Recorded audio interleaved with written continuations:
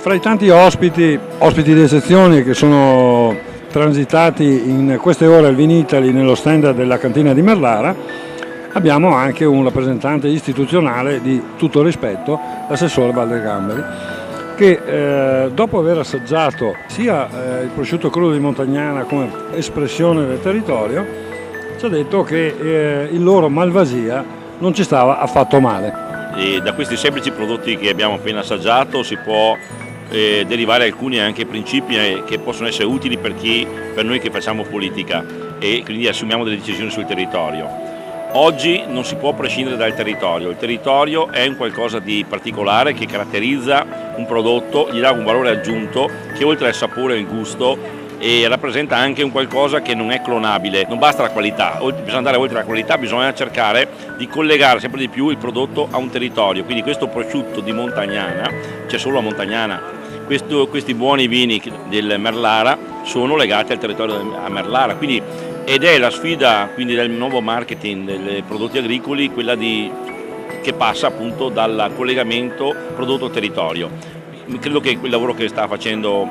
queste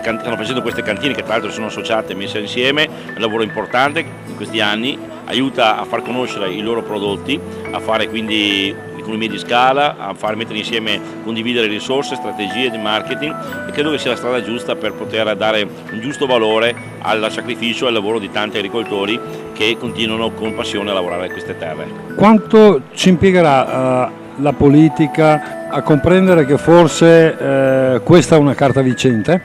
oppure ha già fatto la sua parte? La politica sta capendo questo, lo ha in parte anche capito e deve diventare un processo culturale che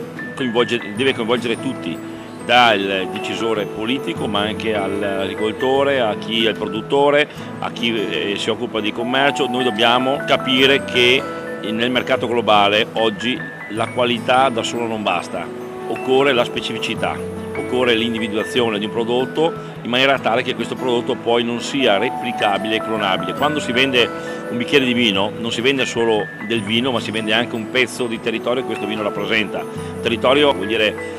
sapori, cucina, cultura, gastronomia, significa saperi, arte, storia e cosa c'è di più forte che il nostro paese è il paese che ha testimonianze artistiche, ha il patrimonio artistico e culturale più importante al mondo e quindi abbiamo una carta che gli altri non possono giocare, giochiamocela, quindi cerchiamo di associare quindi cultura, architettura,